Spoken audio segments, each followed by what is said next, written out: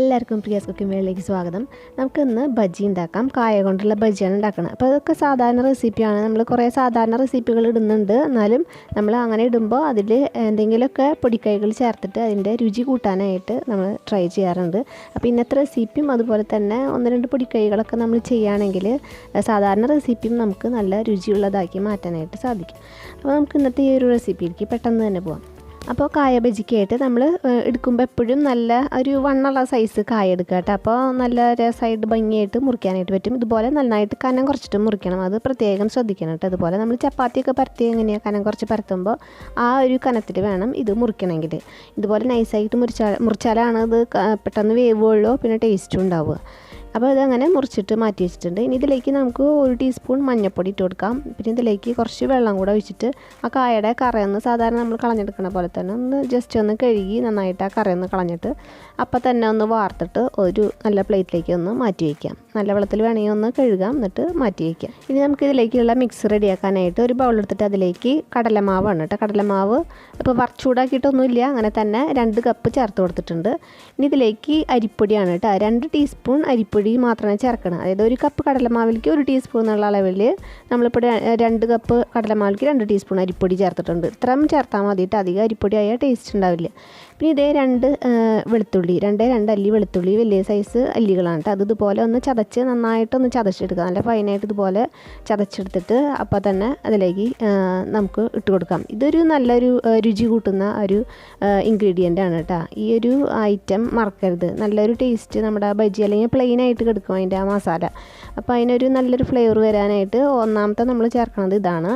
എന്നിട്ട് ഇടിച്ച പാത്രത്തിലൊന്ന് ഇത്തിരി വെള്ളം ഒഴിച്ചിട്ട് നമ്മളൊന്ന് ഇതൊന്ന് ചുറ്റിച്ചതിന് ശേഷം കണ്ട അത്രയും അതിൽ ആ ഫ്ലേവർ ഉണ്ട്, അതും കൂടെ അതിലേക്കൊന്ന് ഒഴിച്ചു കൊടുക്കാം. ഇനി നമുക്ക് ഇതിലേക്ക് വേണ്ടത് മഞ്ഞൾപ്പൊടിയാണ് കേട്ടോ. ഒരു 1/2 ടീസ്പൂണോളം മഞ്ഞൾപ്പൊടി ചേർത്ത് കൊടുക്കാം. ഒരു നല്ലൊരു കളറ് കിട്ടും ആ മഞ്ഞൾപ്പൊടി ചേർത്താൽ.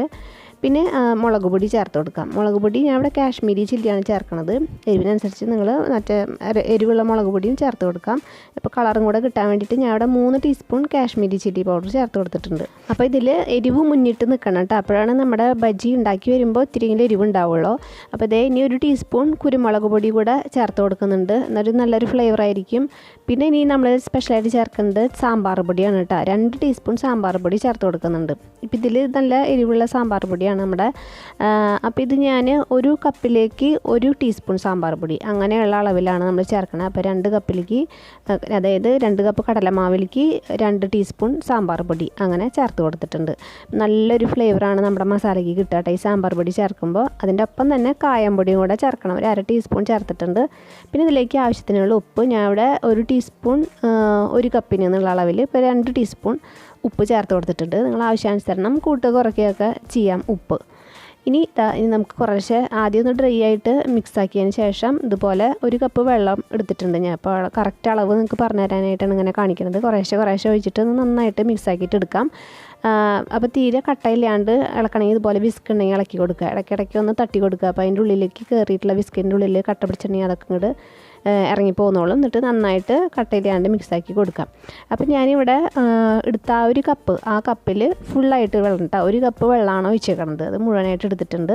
അപ്പോൾ ഇത് കറക്റ്റായിട്ടുണ്ട് കേട്ടോ. എൻ്റെ ഒരു കൺസിസ്റ്റൻസി ഇതുപോലെ കട്ടിയായിരിക്കണം. ലൂസായി കഴിഞ്ഞിട്ടുണ്ടെങ്കിൽ നമ്മൾ ബാറ്റർ റെഡിയാവില്ല. ഇതിനെ ഭംഗിയായിട്ട് കിട്ടില്ല, നല്ല ഭംഗിയിൽ അതിൻ്റെ കോട്ടിങ് നിൽക്കില്ല.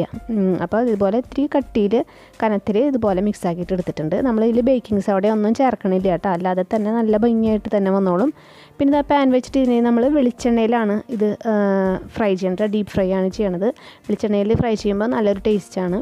അങ്ങനെ എണ്ണ ചൂടാവുമ്പോൾ മാത്രം ഇതുപോലെ ഓരോ പീസ് എടുത്തിട്ട് മുക്കിയിട്ട് അപ്പം തന്നെ ആ കോട്ടിങ് അതിലേക്ക് തന്നെ ഒലിച്ച് പോവാണ്ട് അപ്പം തന്നെ വേഗം എണ്ണയിലേക്ക് ഇതുപോലെ ഇട്ട് കൊടുക്കാം. എന്നിട്ട് ഫ്ലെയിം ലോയിലിട്ടിട്ട് നന്നായിട്ട് വേവിച്ചെടുക്കുക. അപ്പോൾ കായൊക്കെ ഒന്ന് നന്നായി വെന്ത് വരണം. അപ്പോൾ ലോ ഫ്ലെയിമിലിട്ടിട്ട് തിരിച്ചും മറിച്ചുമൊക്കെ ഇട്ടിട്ട് നന്നായിട്ട് ഒന്ന് ഫ്രൈ ചെയ്തിട്ട് എടുക്കാം. അപ്പോൾ അരുത്തിലുള്ള പൊങ്ങി നിൽക്കണതൊക്കെ നമ്മളത് കോരിയെടുത്തതിന് ശേഷം ഒന്ന് പൊട്ടിച്ച് കളഞ്ഞാൽ മതിയാവും. അപ്പോൾ നല്ല ഭംഗിയായിട്ടിരിക്കും. അപ്പോൾ അതേ ഒരെണ്ണം വീർത്ത് പൊട്ടിയിട്ടുണ്ട് കേട്ടോ ആ ഭാഗം. ബാക്കിയൊക്കെ നല്ല ഭംഗിയായിട്ട് വന്നിട്ടുണ്ട്. കണ്ട നന്നായിട്ട് വീർത്ത് വന്നിട്ടുണ്ട്. ബേക്കിംഗ് സോഡയൊന്നും ഇല്ലാണ്ട് തന്നെ നമുക്ക് നല്ല അടിപൊളിയായിട്ടുള്ള ബജി വീട്ടിലുണ്ടാക്കാനായിട്ട് പറ്റും.